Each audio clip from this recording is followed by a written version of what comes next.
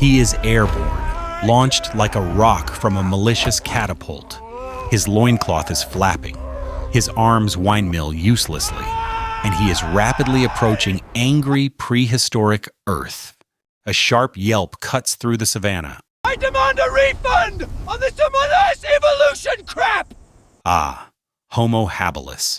We might rename this panicked ancestor. He didn't so much land as achieve a catastrophic lithobraking maneuver.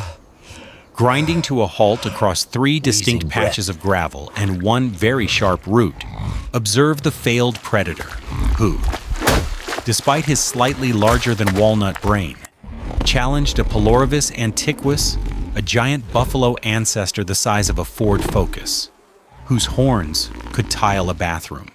The bull's very existence is a primal declaration of, it is a terrifying monument of muscle, fur, and sheer mammalian malice, designed by nature to be utterly incompatible with Thag's aspirations. It stands a full 3 meters at the shoulder, reeking of damp marsh grass and centuries of bad decisions. An odor that suggests a damp, forgotten locker room. We rewind the tape to the root of this mess-mail inadequacy. Successful hunter Zorp had just gathered a surprisingly decent yield of nutrient-dense berries. And Thag, consumed by existential validation issues, needed to compensate with high-stakes machismo to impress the proto-tribe. Berries are respectable, but they don't scream alpha. They simply whisper sustainable. Thag needed a headline. The tribe's rudimentary social media was looking weak, and berries were decidedly low engagement content. Issue. Thag grabbed his utterly useless, 3-day sharpened chopper tool, a dull, asymmetrical rock he called a game changer, a jagged, wrist-shattering, ergonomic nightmare, and more like losing a fight with a collection of sharp elbows. It was a masterpiece of incompetence designed to hurt only the user. His plan: isolate and wrestle the massive Paleoenvironmental bull into submission, as if it were a slightly oversized, ill-tempered pet. See Grok. Thag grunted to his terrified subordinate. He acknowledges my dominance. It's fine. We merely need to establish boundaries. I read a pamphlet on interspecies negotiation.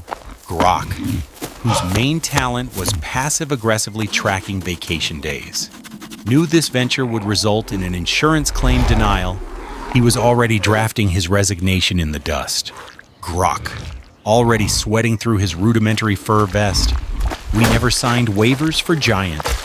Sneezing death cows, and I require hazard pay. The bull, an evolutionary marvel of muscle and bad attitude, had one peculiarity: a nervous tick causing it to sneeze dramatically at sharp, high-pitched sounds.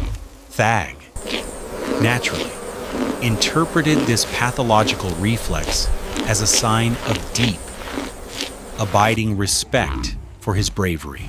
A respectful fear, perhaps, but respect nonetheless. Thag's stealth approach sounded less like stalking and more like a toddler in a cereal factory. Crunch, crunch, crunch. It was an acoustic disaster of the highest magnitude. The bull turned its heavy head, its eyes narrowing to lethal slits, in a moment of blinding, catastrophic ego. Thag launched himself, hoping to grab a horn and perhaps initiate a polite negotiation. He missed, hitting the bull's flank with a sticky thwack. The negligible impact for the bull was catastrophic for Thag, jarring his entire skeletal structure. He felt his shoulder scream in protest, a sound only slightly less loud than the upcoming stampede. This minor error triggered the domino effect. Thag's meticulously saved lunch prep meat. A greasy strip of dried wildebeest flew out of his pouch and landed squarely on the bull's sensitive nose, right where a fly had been irritating it for hours. Enraged by the foul-smelling meat and the irritating fly, the bull bellowed. The high-pitched resonance triggered its nervous tick, resulting in a colossal, mucus-laden sneeze that hit Thag like a pressurized fire hose, sending him tumbling backwards. hitting Grokky. The sheer, viscous volume of snot should, by itself, have been classified as a biological weapon, covering Thag in a biological film that instantly disqualified him from ever entering a clean room. Grok, believing his life was ending, panicked and deployed Thag's counterproductive solution, a stick-and-rock distraction weapon. The rock snapped off the leather thong and yeeted itself with lethal velocity toward the bull, narrowly missing its eye but hitting a nearby wasp nest. The sound of the dry nest shattering was like breaking ancient, brittle pottery. Oh, you have got to be Grok kidding me. screamed, clutching his hair and contemplating early retirement. The encounter immediately escalated man versus giant buffalo versus swarm of megalopteryx wasps, huge, iridescent insects whose stingers are roughly the size of a modern car key. They emerged from the broken nest like a cloud of miniature, buzzing hell jets, possessing the sociopathic focus of a collection agency, singularly focused on revenge. Prehistoric Murphy's Law in full effect. Thag, nursing his bruised ego and fractured tailbone, ran in a panicked zigzag, constantly swatting at his expensive loincloth. The mundane, Not the weave. This thing is triple ply.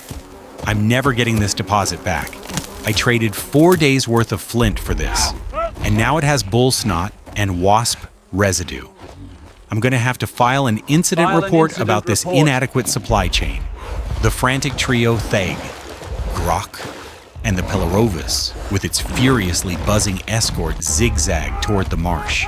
Thag made one last desperate, utterly futile move, hurling his useless chopper tool. It bounced off the bull's massive, shock-absorbing skull with a disappointing clink and fell into a thick, black mud pit, the callback's final, ignominious act. The bull ignored the pathetic missile, now focused entirely on the flapping, screaming appetizer, as the horns, wickedly sharp and vast, rushed toward him. Thag realized the awful truth he was about to become: a permanent, two-dimensional stain. Narrator's interjection, the freeze frame, suspended infinitesimally between life and horn-related retirement. Thag achieved true self-awareness.